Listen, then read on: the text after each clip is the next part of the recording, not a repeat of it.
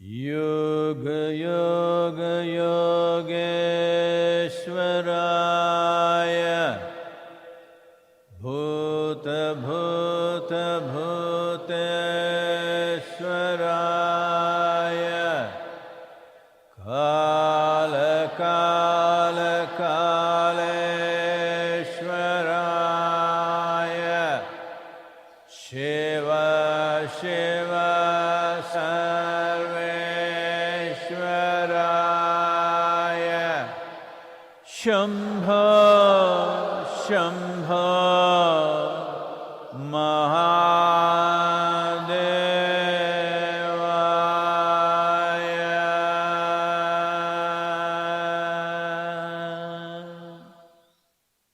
Yoga Yoga Yogeshwaraya Bhuta Bhuta Bhuteshwaraya Kala Kala Kaleshwaraya Shiva Shiva Sarveshwaraya Shambho Shambho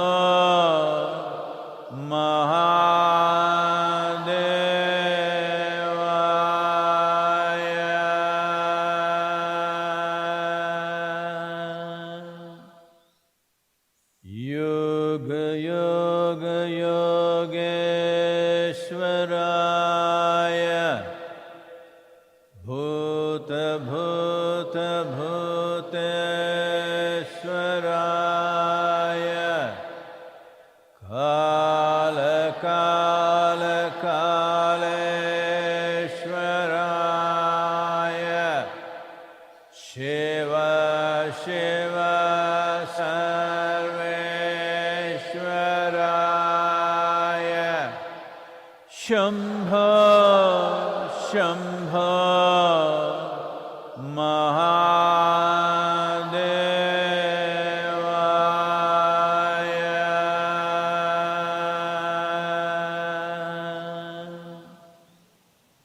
Yoga Yoga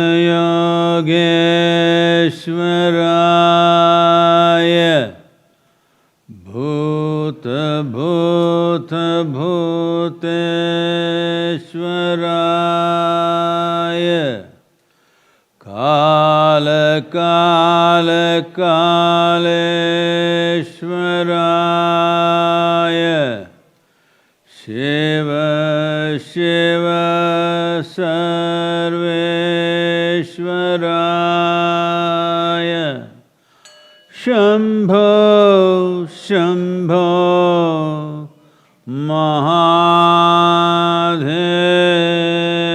Mahadevaya Yoga Yoga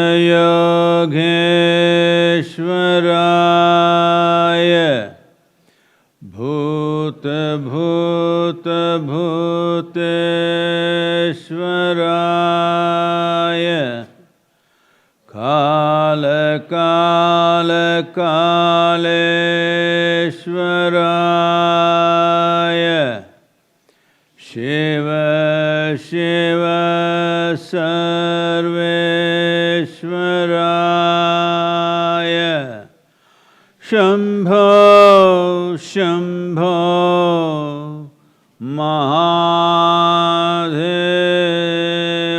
Mahadevaya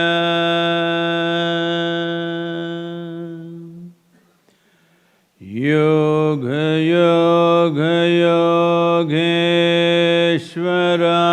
Yogeshwaraya Bhuta Bhuta Bhuteshwaraya Kala Kala Kaleshwaraya Shiv Shiv सर्वेश्वराय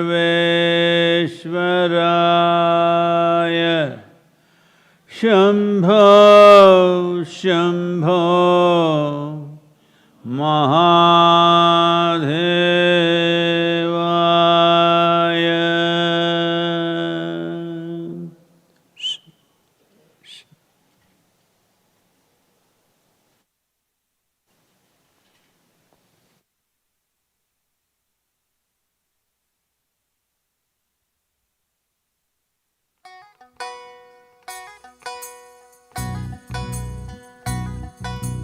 भूलो जावे रे मन तू भूलो जावे रे, तारा सदगुरु रे समझावे रस्ते आवे क्या नहीं रे, तारा दिल गुरु रे समझावे रस्ते आवे क्या नहीं रे।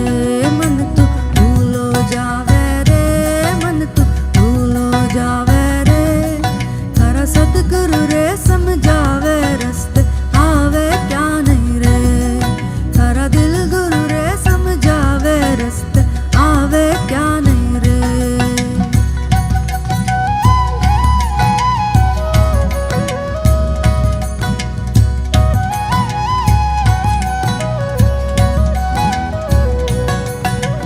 भरी सभा में बक बक बोले जीभ थकावे रे, भरी सभा में बक बक बोले जीभ थकावे रे, संतरी संगत मां झूठा बोले गुरु नल धोवे रे।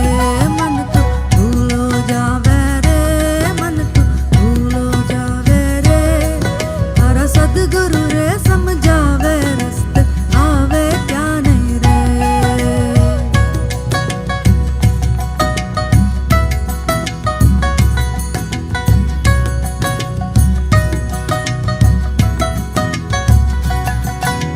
खोटी करनी पाप कमायो बोझ उठायो रे, खोटी करनी पाप कमायो बोझ उठायो रे, बांध गांठड़ी सिर पर धरियो नरक सतायो रे।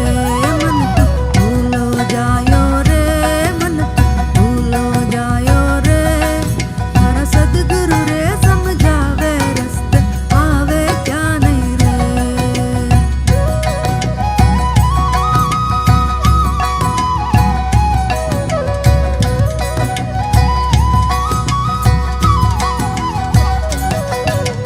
जिया राम रा कहना रे गुरु मना ले रे, जिया राम रा कहना रे गुरु मना ले रे, ऋषि मुनि सब कह गए वेद बतावे रे।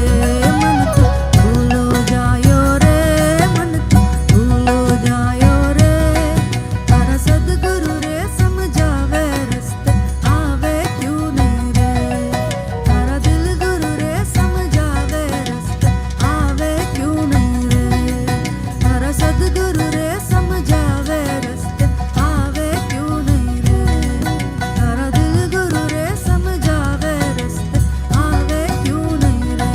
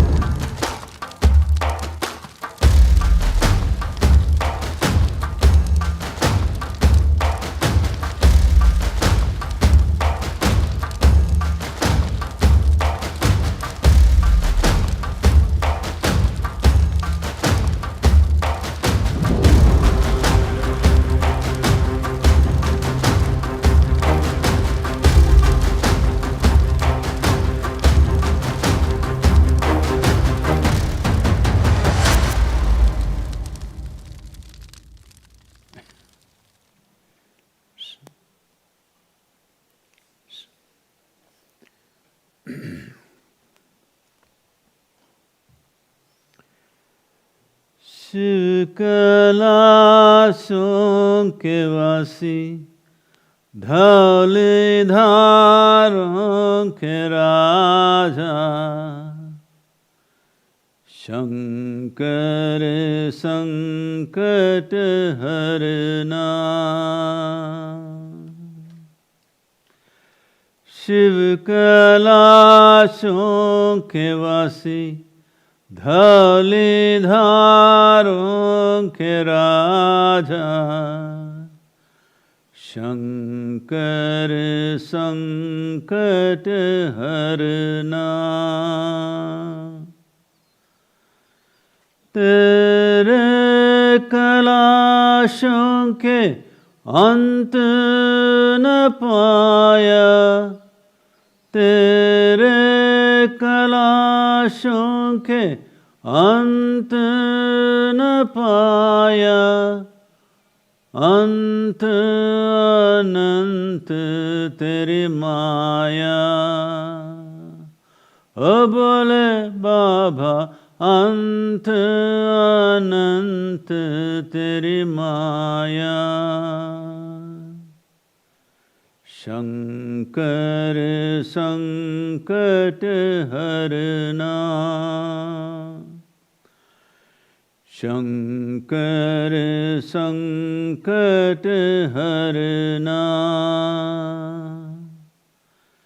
शिव कैलाशों के वासी, धौली धारों के राजा, शंकर संकट हरना, शंकर संकट हरना। बेल की पतिया भस्म आर्द थोरा, बेल की पतिया भस्म आर्द थोरा, शिव जी के मन को लुभाए। ओ बोले बाबा शिव जी के मन को लुभाए। शंकर संकट हरना, शंकर संकट हरना, शिव कैलाशों के वासी, धौली धारों के राजा, शंकर संकट हरना।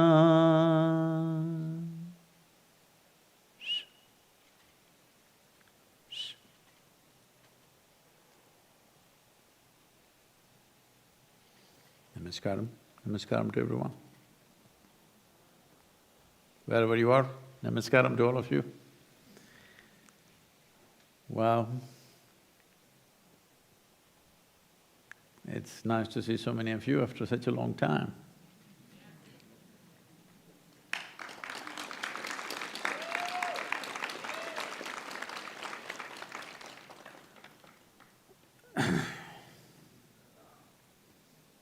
Wow.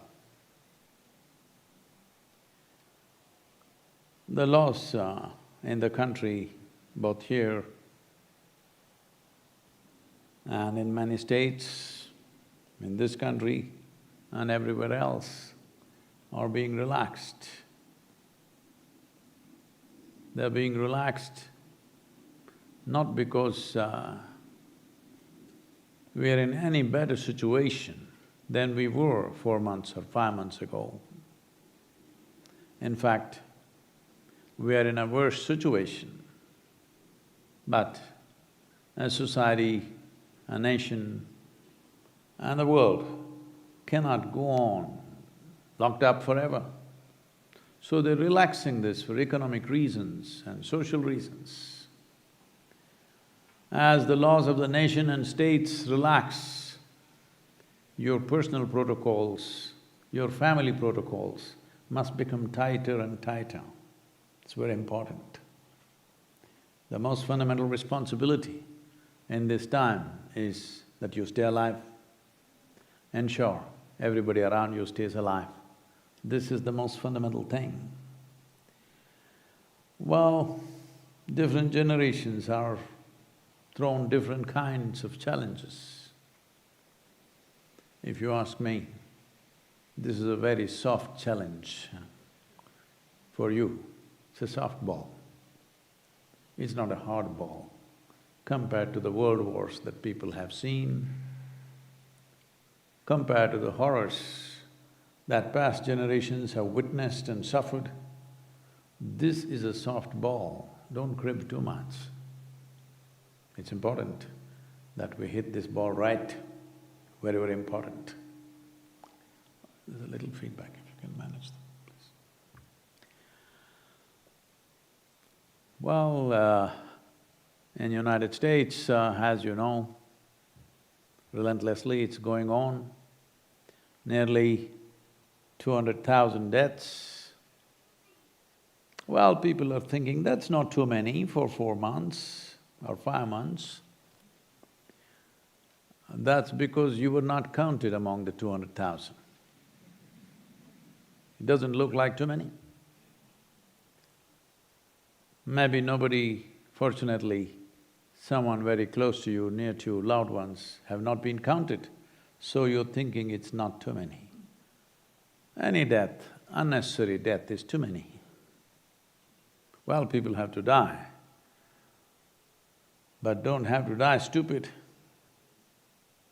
All of us have to die. But we don't have to die stupid because when I say stupid, well, this is not like a bubonic plague, it's sweeping across and killing everybody. If you behave responsibly, it'll spare you. I've been telling you, got to be responsible for a long time. Now the virus is telling you, if you behave responsibly, you will be spared. If you behave irresponsibly, you will be taken. Hello? In engineering.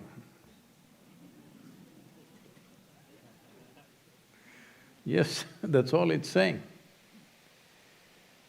So, at times like this, it's important that all our sense works for us, not against us. Compulsive behaviors can cost lives, if not yours, somebody else's, unfortunately.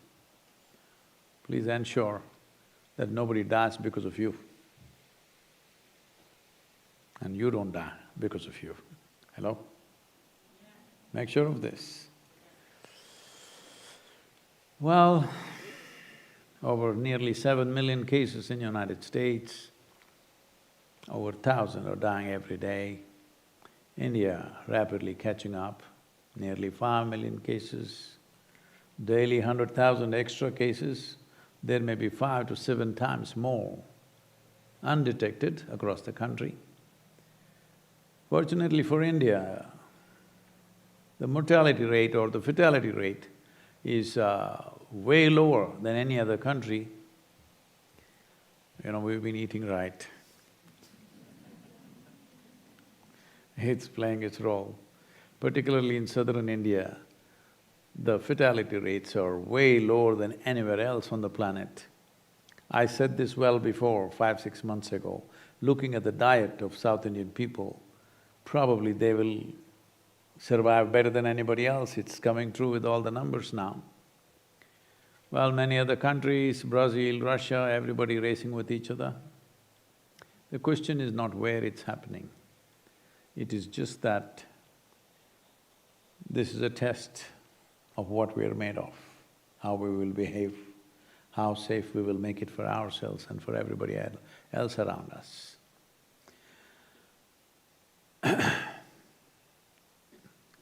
Well, it is Mahalaya Amavasya in the next few days. This is a time of the year where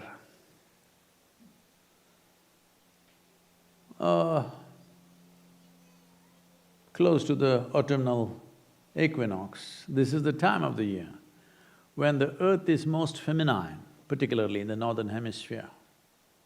the feminine quality of the planet is more enhanced. Literally across northern hemisphere, this is the time when water is a dominant element on the planet, except in California, of course. Water is a dominant element, so naturally it represents the feminine. So in this time of the year, the divine feminine is most active and available to people.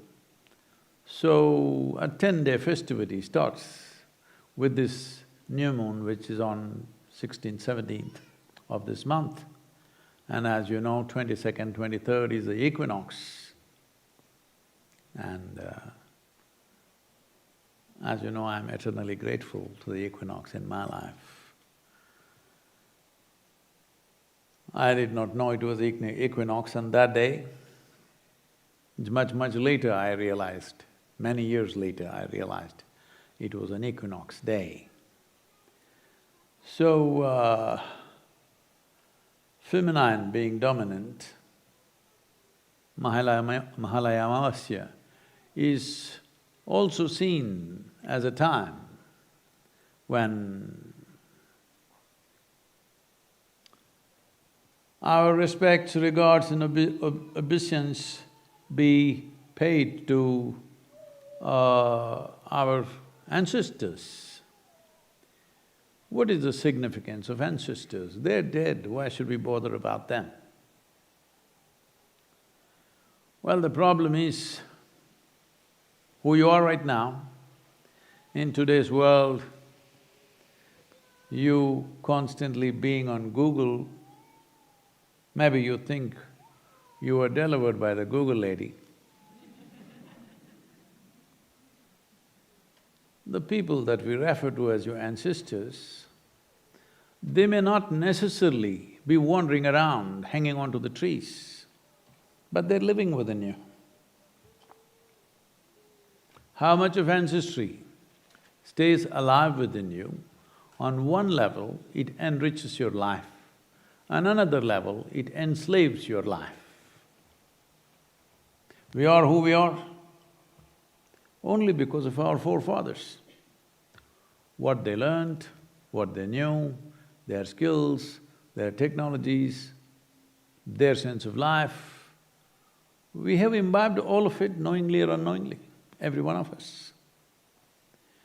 At the same time, if you let them live too strong within you, you won't have a life of your own. Because then, do not underestimate the dead, they will try to live through you. This is why so much care was taken, not in any one culture, across cultures everywhere in the world. Certain things were done when people died, so that they don't try to live through you too strongly. Because if they live through you too strongly, your life is wasted. That is, you will not be a fresh life. You will be sort of a carbon copy of an old life. Unfortunately, many of you have this aspiration that you want to live through your children. No, that's the last thing you should do. Your children should live. You must enrich their life. You are like manure. Hello? Yes, if you are good manure, they will flower. If you smear yourself all over their faces, they will smell and stink like manure. Hello? You must be good manure for your children, rich manure, so that they will flower and they'll have a life of their own. It's very, very important. So every culture always took care to distance themselves from the dead in so many different ways. In India, we developed elaborate methodologies, chose times when we can do maximum in this direction, so that year on year, we create more and more distance. Just because you forgot about your dead grandparents or parents or of your forefathers, that does not mean they're gone. They live through you. The very way you sit and stand you may not understand this in the beginning of your life. When you were 18, 20, you thought you're definitely not going to be like your father or your mother, that's the last thing you want to be. You know, I'm talking about the free spirits. But by the time you're 45, you sit like them, you stand like them, you talk like them, you know. Unknowingly, even your body moves like them. This is because they're living through you. So this is a time of the year which is referred to as the Pitru Paksha. That means this is a time to attend to your ancestors. You may know them, you may not know them. Up to 12 generations of people are usually attended to so that they don't try to live through you. You distance yourself genetically from them so that this life operates and organizes itself as a fresh life, as a new possibility, that it doesn't become a repetition of the past. So we are right now at this time on the Mahalaya Amavasya, which is 16th, 17th of this month. In the yoga center, I think anywhere between 20 to 25,000 people will do the necessary processes to distance themselves from their ancestors. They may be dead long time ago. How we handle the dead has substantial relevance to one's life. I've said this before, which now going into research mode in some places, because what you observe with life is no more research. You have to observe the lab rats, whether their ancestral behavior has influence on them. Only if it's true for rats, it's true for you. Rat race, you know. Well, even among them, it's been noticed that one experiment, I think this happened in the Emory University, if I'm right, or I could be off in terms of university, some premier American university for sure. They made this small experiment where a bunch of rats were given nice a cherry blossom smelling cheese. They lapped it up one day. Next day when they came to eat, when they bit into the cheese, they got an electric shock. You know, humans. And again, a few days, they did this, that whenever they bit into this cherry blossom smelling cheese, they got a shock. 7 generations of rats would not go anywhere near cherry blossom smell. They learned their lesson, I'm saying. And these generations did not live together in case they're running a school. They were separated. So wherever they were, for 7 generations, their learning remained. It's only in the 8th generation, it started dissipating. So it is true with rats, it must be true with you. I mean, I'm going by the data. But we know always it's true with you. Both positives and negatives are true with you. Both positives and negatives, if it become very strong influence upon your life, they turn into a negative process. It may be positive, but if it becomes a very strong influence, then it becomes negative because whatever your 7 I'm only going 7, okay? Mahalaya Amavasya we're going to 12, but in case, because you're all covered, I can't make out whether you're Homo sapiens or rodents. Really, we're all looking funny these days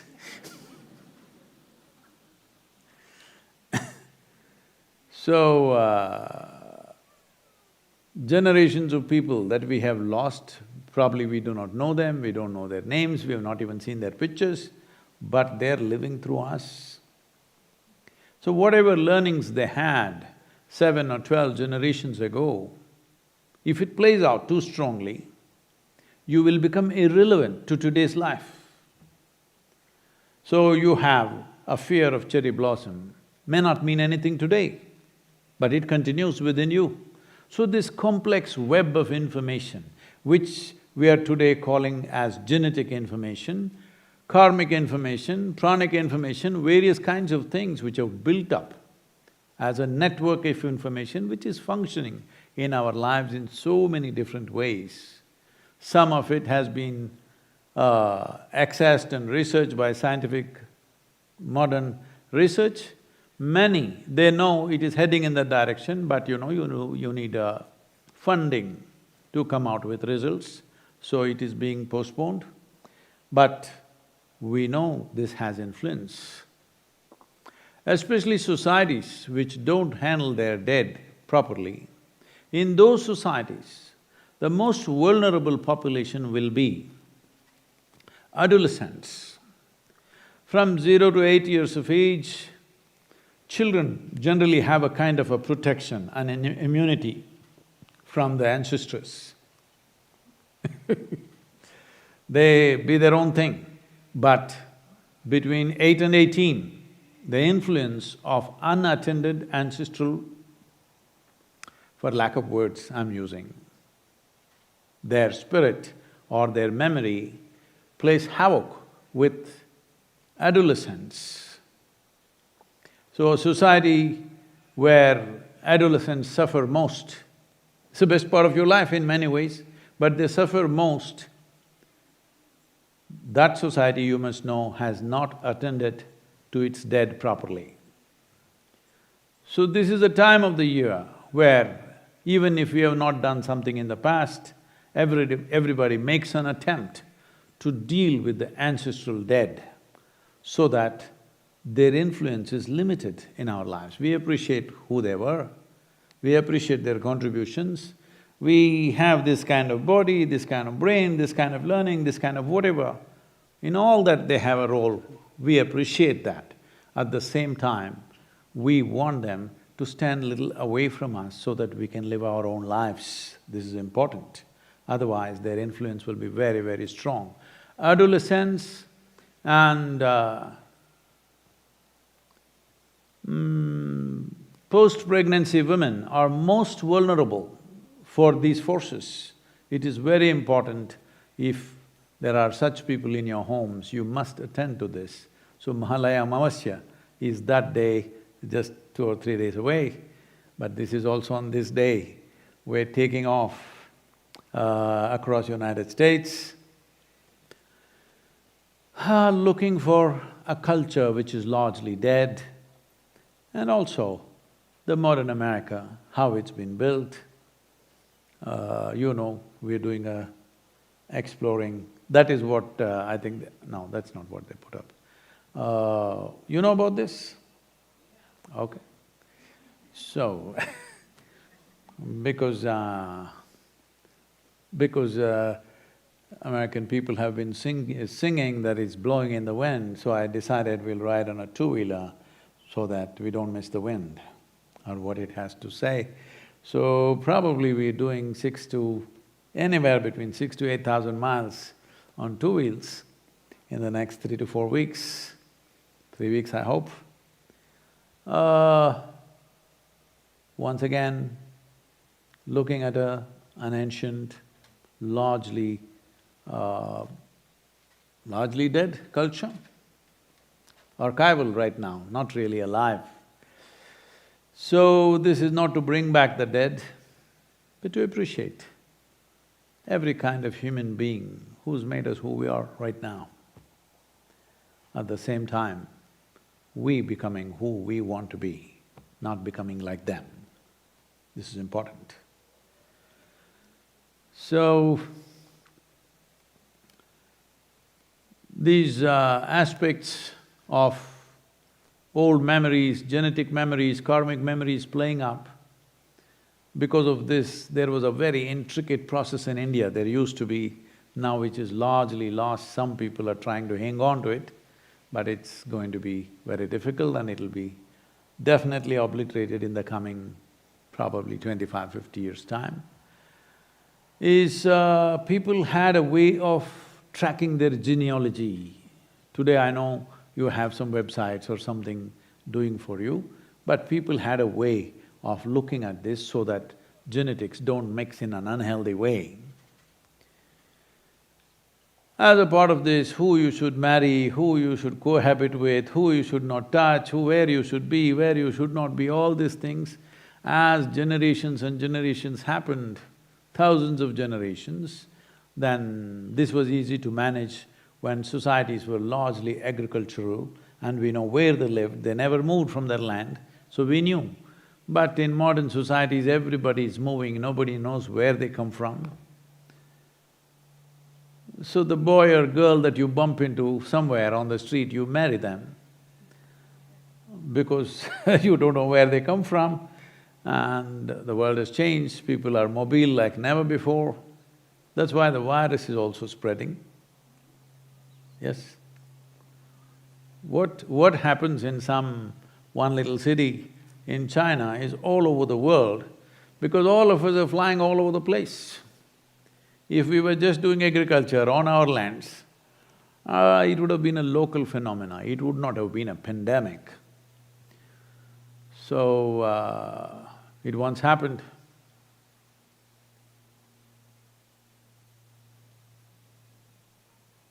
Shankaran Pillai went to his astrologer. He was an eligible bachelor at one time. I'm telling the ladies. So he went to his astrologer and asked, what kind of girl should I marry? So the astrologer said, see, though initially it looks troublesome, your marriage will be more successful if you marry someone with opposite traits than what you have. Shankaran Pillai said, that I have decided, that is why I have decided that I will marry a rich girl. Opposite traits.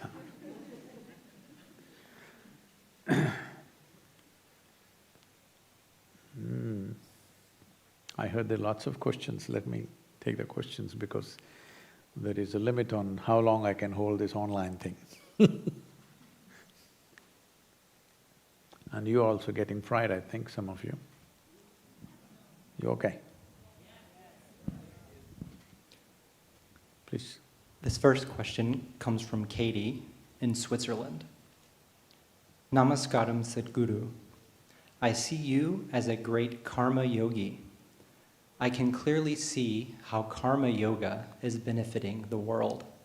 However, what is the use of Kriya yoga to the world beyond individual growth? Isn't it a selfish pursuit? What are the direct benefits of Kriya Yoga to the world? Oh, why are you declaring what kind of a yogi I am?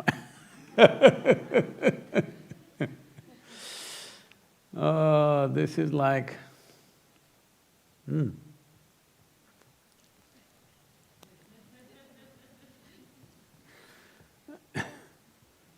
You already decided what kind of a yogi I am.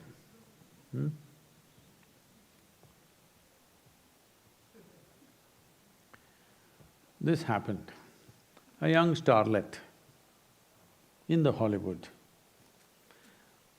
told a successful director, pretty as she was, she said, I love you and I love you and I love you. The director looked at her and said, will you marry me? She said, come on, don't change the subject now.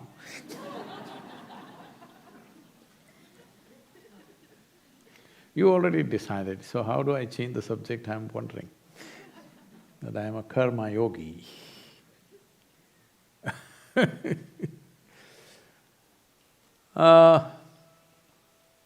Now, what you're asking is, suppose Suppose this was an apple tree or a mango tree and full of fruit. You would go to the tree and say, "See, your fruits are fantastic, really useful to me." Usefulness is always about me, all right? But why did you grow so tall? So hard to get, you must have been low, right here, full of fruit, we would have just plucked. We could have gone even without Isaac Newton realizing that it falls down because it would be already down, we could just pluck and eat. Why have you grown so tall? Not understanding, only because he has grown so tall, he bears fruit. So there are two dimensions. One is growth, another is expression. Today, of course, I'm horrified to see parents pushing their children in the front like poster boys or girls and saying, "At the age of 8, my boy has already formed a company. He's a CEO of a company which is worth $500,000. What a horrible thing to do to an 8 or 10-year-old child, that his value is only in dollars. This is the most horrific thing that you can do to your children, you should not do it even to your enemy's children.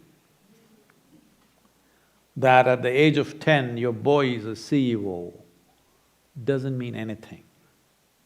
Your boy or girl must be just eating well, playing well, sleeping well, growing well. Huh? He or she must grow. Then they will do something worthwhile if they've grown well. In body, mind, emotion, thought, in spirit, in their life energy, they've grown well, they will do something worthwhile as it is needed for that time of the world that they live in. But you're goal-oriented, you want fruit, you don't care about the root. Yes, fruit, not root, is the goal. So this happened, I think I've spoken about this in the past. When I was doing farming, a family of entrepreneurs, they come to me and say, because I had coconut and mango and things in my farm, they said, "We have come up with a new formula, some growth… what do you call that? Growth enhancer. Like, you bought all those hair products, growth enhancer, and you're bald."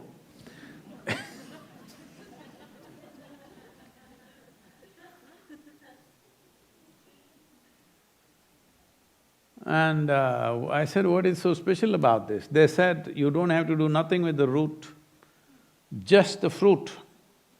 You spray it on the fruit and the fruit will… I looked at this person and said, "Why don't you spray it on your brain, son?"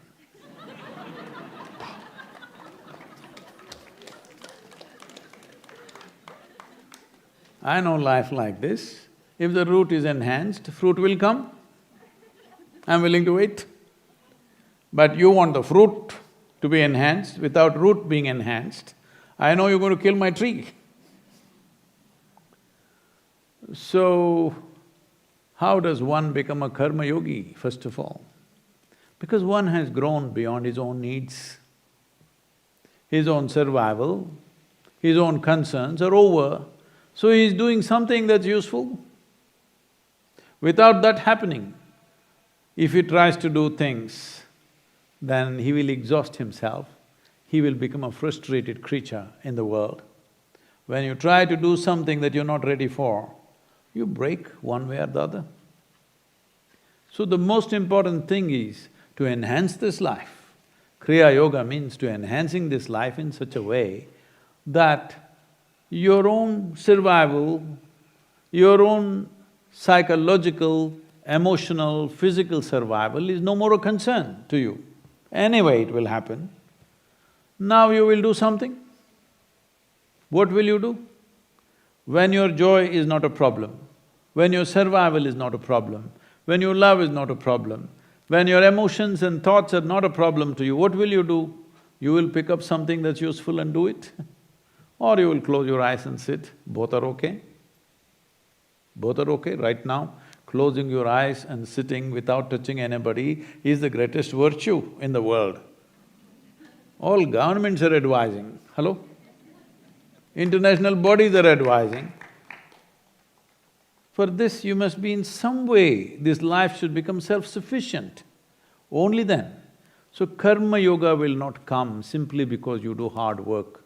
In Tamil, we call this Kalida yoga. Kalida yoga means donkey yoga, hard work. Hard work, hard work. If you do hard work, you don't become karma yogi. Your work is a joyful expression of who you are, then you're a karma yogi. Because karma is not sticking to you, that's why you're a karma yogi. You heap up karma with difficulties, then where is karma yoga? See, karma means… this is a contradictory two words coming together. Karma means bondage. Yoga means liberation. Karma yogi means somebody who uses his bondage as liberation. Somebody who does activity as a means of liberation, not as a means of entanglement. It is only because of what you do, physically, mentally, emotionally, you get entangled with the process of life, isn't it? If you must already know, in the month of February, probably to start with only in United States, we're releasing the karma book. It is a way of looking at karma probably, because I just looked at variety of things that are being said in the world. It is one of the most misunderstood aspects of life, so we thought we should clarify this. So, the book on karma, which is about gaining mastery over your own life, over your own destiny, because how the old information plays in you determines what you think, what you feel, how you act. So without kriya, how will you do karma? If we go back to the same analogy, kriya yoga is about making the tree grow, making the root strong, stem strong, branches and leaves and everything, useless things.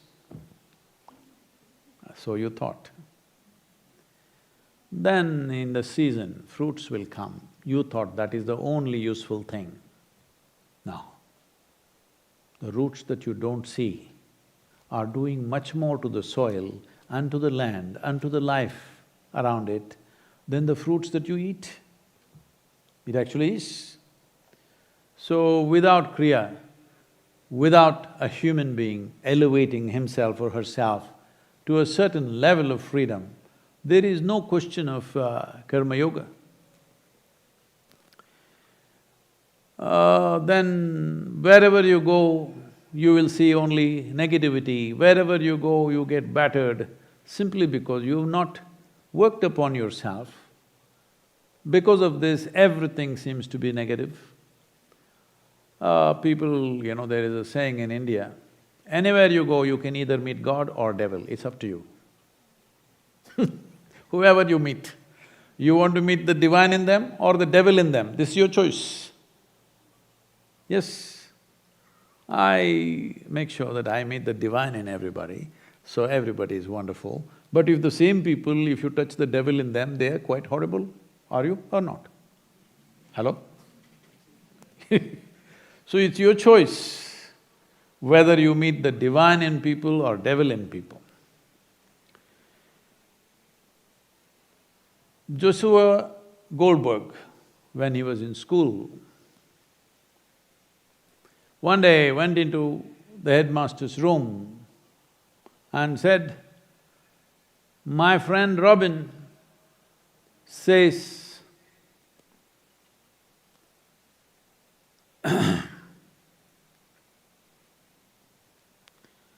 my friend Robin says that I should go to the devil.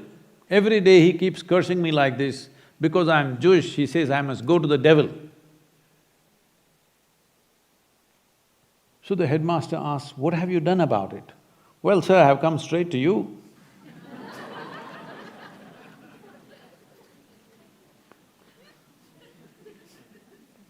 It's up to you what you want to meet. wherever you go, you can either meet the divine or the devil, because these are polarities with which every aspect of life is living. It's for you to touch the right thing. For this, you must be in a certain way. Only you touch… then you touch the right things. Otherwise, you'll touch all the wrong things. And when you touch wrong things in people, even the dearest ones in your life, oh, how nasty they can become, you have seen, come on. Hello? Wonderful people that you loved and adored, when you touch the wrong things in them, are they divine or devil? They become worse than the devil. So, Kriya is very, very important because you coming to a certain state is important. It's not about what comes to you. You coming to a certain state is what determines the quality of your life. What comes to you need not necessarily determine. Yes, that is also important. But even to draw the right things, you must be in a certain way. That is the first and foremost work that every human being has to do. Please. This next question comes from Emma in the United States. Namaskaram Sadhguru. I have observed that air conditioning is avoided in many of the buildings at Isha Institute, and natural ventilation is encouraged as much as possible. Is this an effort to be green and cut energy use? Or is there something more to that in terms of what happens in our body? Can you please explain? Well, this is not my idea. This is how life happened on this planet for a long time. Hello? That you must know when it is summer, when it is autumn, when it is winter, when it is spring, you must know, because every other life knows this. One reason why a simple microbe or a virus is terrorizing you is simply because you've been living like a lab rat in a box with circulated air. Hello? This is one reason. Why rural people are less affected compared to the urban people. One is concentration of population. Another is this, that their immune systems are much weaker in cities simply because a variety of things. One important thing is circulated air, closed indoors all the time, sedentary lives, processed food, many things are there. But one important aspect is circulated air. You come to a place like this, Cumbria. Look at this. Fantastic. Hello?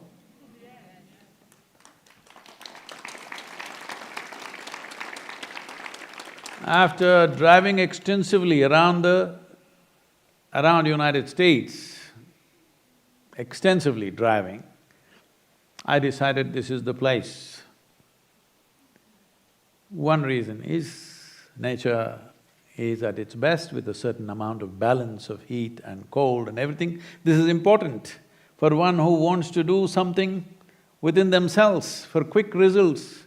See, you could go plant this tree in the desert. Maybe you can manage and keep it alive, but will it grow like this? The same goes for you. For your growth to happen in a certain direction, a certain type of weather, a certain type of air, certain type of sunlight, a certain amount of cold, heat, all this is needed for you to grow. So after driving all over the country, I decided somewhere around here is where we should settle, because this has the necessary atmosphere, all heat, cold, dryness and wetness of the seasons, everything is well balanced in this place. Here you come and you want to live in a box. Even when you die, I don't want to give you a box, I want you to go straight into the earth as an eco-friendly material. That's my wish. Hello? Because at least when you're dead, as quickly as possible, This body should become part of the earth. You want to seal it in a box? I don't want you in a box even when you're dead. Even there I want you to breathe and maggot yourself quick. When you're alive, you want to live in a box. I can understand you're living in Manhattan, I have nothing against the place. And if you open your window, it stinks. So you live in circulated air, I can understand that. But here, living in circulated air is a crime. Hello? I'm not talking about an ecological crime, it's a crime against humanity. Your humanity, I'm saying. Because you come all the way to this place and you want to deny yourself what is available here, that will be a complete waste. So, right now, we're in the process of offering things, probably they will send you a mailer or something, I don't know if they're ready with it. But both here and in Isha Yoga Center, there also we chose the place very, very carefully next to the mountains. When I chose that place, there were many reasons, but one thing was definitely the atmosphere and the latitude.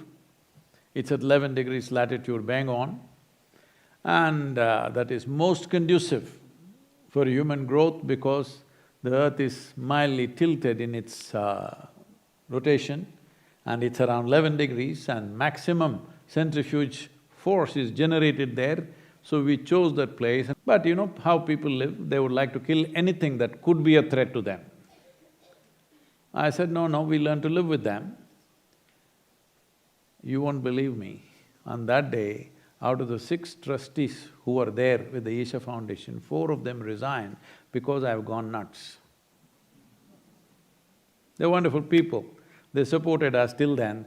I tried to tell them, right now I'm in disguise, I will come out in a different way in a few years. Then they went into a literary debate of what is a disguise. Then I gave up, I said, okay. But today, Isha Yoga Center is on Incredible India map, one of the most important centers to visit in the country. So similarly, when we chose this place, also there was lots of resistance. Why don't we do it next to Atlanta? Why don't we do it next to Nashville? Why don't we do it near Detroit? All kinds of things came, but we came here because we are not just interested in those who are with us today. Future generations of people who aspire to grow, they must have a conducive atmosphere. We must set the right culture right now because we've given it up in many ways. We are looking at immediate conveniences and giving up long-term well-being for this life. So when you come here, it's important. We'll fix big windows, you open it gets chill in the evening, you close it. Do you understand? It gets cold, you wear something warm. It gets hot, take off. Not all the time in bikini you can't walk around because you have circulated air. You must you must recognize nature and respond consciously every time. This is important. This is very important for your physical, psychological and spiritual well-being. This is very, very important. So, we are opening up both the centers, which a lot of debate has been there, should we have large number of people or no. So finally we've decided in India, probably in the next 5 to 6 years, we will have anywhere around 100 to 150,000 people living on the yoga center. Here, because anyway you're working from home, here also we are looking at anywhere between 15 to 25,000 people living here in the next 5 to 6 years' time. So the necessary accommodations and everything coming up. So plan for yourself but you must have warm clothes for winter, light clothes for summer. You can't live in the same clothes without a shower, all that. There's enough water, you can shower every day and open the window, close the window. Above all, I don't want you to stay in the damn construction all the time. You only go and sleep there. Rest of the time you must be out like this. Hello?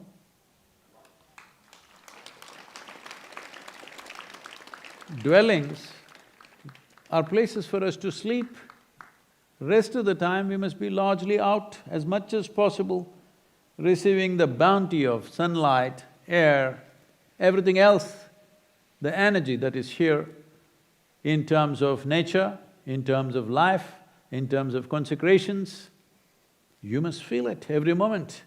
You lock yourself up in your room, well, we can put you in the Tennessee State Prison. I'm saying they even open the doors for you there. Food comes on time, you don't have to work unless you get hard labor. These days that's very rare. Most of the prisoners don't have to do any work, they just have to stay fit, eat well. Somebody opens the doors for you, somebody switches off the lights for you, everything will be done, it's convenient. I'm telling you, what is the difference whether you're locked up by somebody or by yourself? What is the difference? It's the same life, isn't it? If you want to grow as a life, it's important all these aspects are there. I want you to understand and appreciate all the people who are here as residents for the last 10, 12 years' time, the amount of work they have done to make this place reasonably hospitable and keep it going. Appreciate that at least.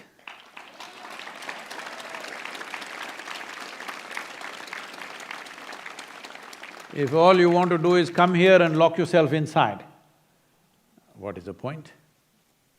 Well, in winter you can have a heater, okay? You can have a heater in your bedroom, it's all right. But when you walk out, you wear warm clothes and don't go in a cabin. Hello? Otherwise we can build a cabin for you. Usually this cabin is called a coffin. Yes, but even when you die, you should not ask for a coffin, huh? Instead of cutting down a tree for your coffin, isn't it better become a manure for the tree? Hello? Huh? So, these possibilities will be opened up in a big way. You see how you can make it. You plan your life in the next 5, 6 years' time. You're in a place where you will grow, where you will live well. Living well does not mean how much bank balance you have, what new model car you're driving. Living well means you're well, physically, mentally, psychologically, emotionally, spiritually, you're really well. If you sit here, you're fantastic. This is living well. If we live well like this, there is room for all of us in the world.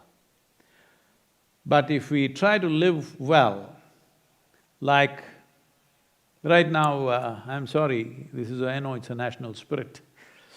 This American dream is a very destructive dream. Because people came here mainly because of the openness and the land, but slowly their American dream got very twisted.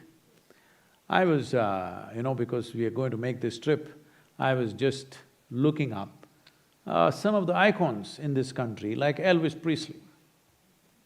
Well, everybody thought they should be like him. Well, he inspired a whole generation into something, whatever that is. But slowly, this dream, what a disastrous dream it becomes for him, how horribly he dies, is really terrible. This dream should not happen to anybody. Well, in more recent times, you've seen other musicians going the same way, American dream, dying most terribly. This should not happen to any human being. So we must… see, after all, it's a dream. We must adjust our dream in such a way that it works for me and you, isn't it? Hello?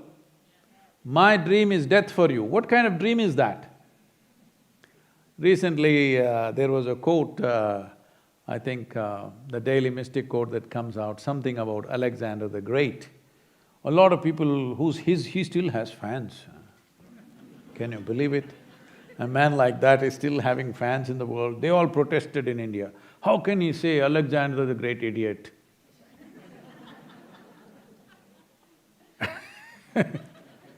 Well, that proves there are still idiots left. My dream should not be death for you. Hello? After all, it's my dream, I can adjust my dream, isn't it? Hello? Maybe I can't adjust my size and shape of my body just like that, but at least my stupid dream I can adjust the way I want.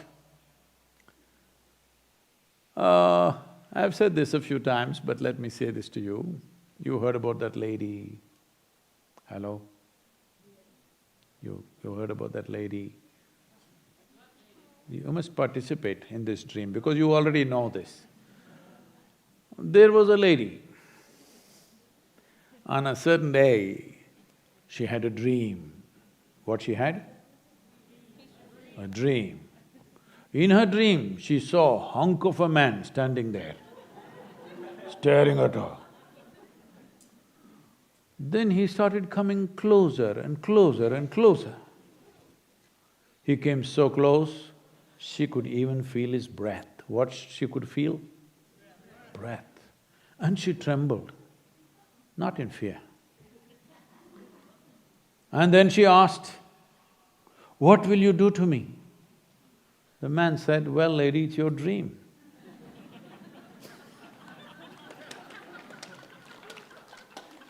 What the hell you do in your dream is your business. And let your business be good for you and for every other life. Hello? So, your children, I see many young children whom you have trapped and brought, "You must listen to Sadhguru."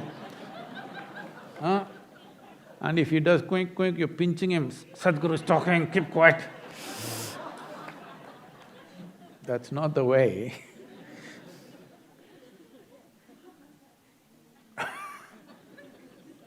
You build a dream for your children in such a way that this dream works for them and for every other life around them. That's the kind of dream we must have, isn't it? Hello? That's the kind of dream that you must have, otherwise it will go somewhere else. Right now you're seeing in California, American dream unfolding itself. Over 2.6 million acres of land has been burnt in the last 2 or 3 months. Whole towns or whole small villages are getting burnt. People thought it's an American dream to build and build and build and build. Well, there are many ways to look at this. One simple thing is, I'm asking you, right now you're here in Tennessee, fantastic land out here. Set fire to this forest, let me see. I'll give you 5 liters of gasoline. Set fire to this forest, can you? No. Well, that's an unfair comparison. There we are in the fringe of a desert, we are here, we are not. All right, that is true, I understand that. Because there were natural cycles of fire and rain there, why is it all gone? One important thing is, because the same phenomena I've noticed in India is the tube wells. I don't know how deep California tube wells are going, but I'm sure they're pretty deep in India, in southern India. These days, a whole lot of them are going 12 to 1400 feet to suck water. Show me one tree which has a root system which is 1400 feet down and it can take its water. You're just sucking out everything with powerful pumps. Everything is dry, just barely alive. Just a little bit of fire, everything is becoming ash. Well, the natural cycle of that part of the terrain is, once in 30, 40, 50 years, there needs to be a cycle of fire that is part of the natural cycles. But not like this, burning up the entire region. This is happening because we've taken too much water out of the land. There's not enough water in the sap of the tree for itself to resist fire. If there was substantial sap in the tree, it wouldn't burn like this, isn't it, like matchsticks? Well, I'm making ecology very simplistic, but fundamentally, that's all it is. There is not enough life in the vegetation, there's not enough water in the vegetation. Why? We are too many. When we are too many, at least we must be a little more sensible how we live. Otherwise, who should live and who should die will become the question, an unfortunate question mark will arise. Who should live and who should die? Right now, such decisions unfortunately are being made in hospitals. Who should get the ventilator? Who should not get the ventilator? These are the most tragic things that should happen to a human being. You went to… your mother was feeling ill, so you took her to the hospital. They also tested you and you're also virus. So they admitted both of you. This happened to so many people, I'm telling you. They just took somebody who was showing symptoms, they went for a test themselves. They're also sick, they were also admitted. Then the unfortunate reality is they have to decide the available one virus, one ventilator, who should get it? They decide you should get it, not your mother, because she's old, she can die. Having made such a decision, how do you live after that, I'm asking? Hello? Or if you and your daughter or your son goes, they will decide you should die. The younger person should live. Well, it's a fair decision, but how horrible a decision to make. So this is happening to us on many levels simply because we are not living not only sensitively, we are not even living sensibly. So, please do not come here and say, fix the air conditioner for me in my room. Now we'll open the windows for you. If you want, we'll make automatic windows. If you want to live unaware, temperature-sensitive windows, it'll open and close by itself. Also temperature-sensitive, because putting your arms inside in the jacket and all is difficult. When it's cold, we'll put a sack on you. Hello? You need an arrangement like this. And above all, these machines, say, I want you to just be here for some time and see, not now, we cannot welcome you now, as per the state's protocol.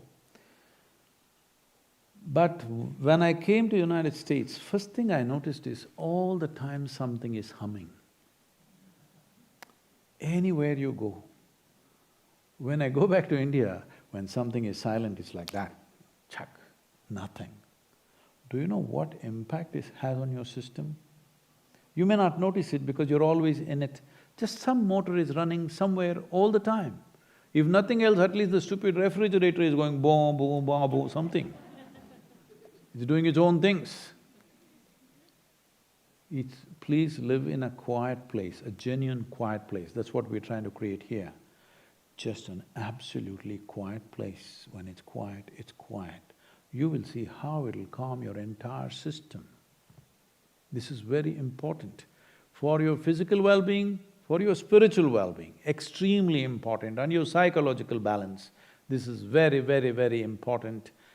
The world, bodies and the doctors around the world, just now, after this, an hour later, I have a conversation with a doctor from India about the mental pandemic, the fear of mental pandemic that's coming, the fear of suicide pandemic that is evolving in the world. I'm telling you, the amount of reverberations that you're taking into your system on a daily basis has a significant impact on these things. Just come, just live here, just quietly for a month, and you see how everything just settles down, simply because there is no outside unnecessary reverb going on the system. And there are also other things that you don't even feel, which we cannot avoid in terms of Wi-Fi, microwave, this one, that one, so many things are going on. What we cannot avoid, let's leave it. At least everything that we can avoid must go. It's very important. It doesn't matter how you have lived till now, it's important from here on. The virus, the great teacher, has come. You ignored me for so long. Now he's teaching with a stick. I tried to do with carrots, but you are no bunny. So he's teaching you with a stick, at least now get the point. Now both carrot and stick is here. So, let's make it happen. Please, there's one.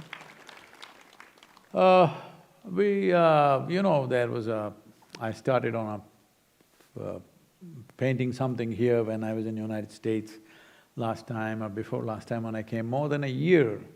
I started it off and left it incomplete because when I come here, I'm here only for a day or two and then I'm traveling all over the country, never got around. Thanks to the virus, just yesterday I completed it, so I thought I will torture you a bit. You know, the paintings in India have, I think till now, about $1.5 million I've raised for COVID relief work, just with 2 paintings. So here it is. This is a representation of great time or Mahakala.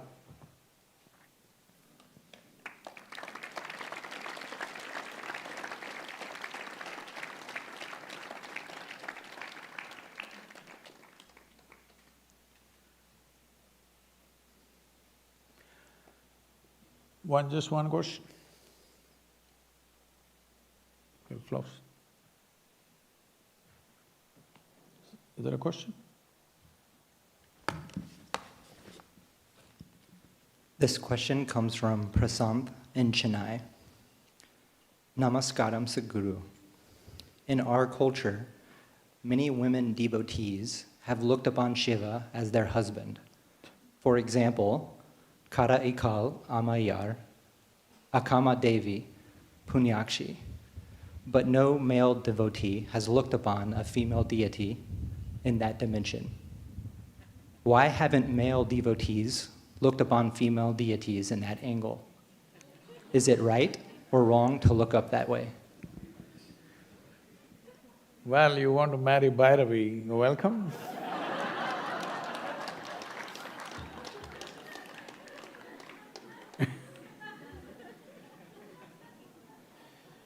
This is why we made the female deities so fierce.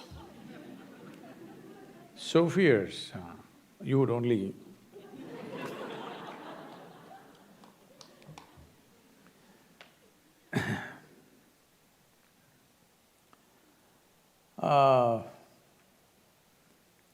I know in the closing minutes, if I enter into this dimension, it'll create a lot of confusion. Well, let me sow some confusion and later on some other day we'll clear this. Between the masculine and the feminine, I'm not talking male and female, I'm between the masculine and the feminine.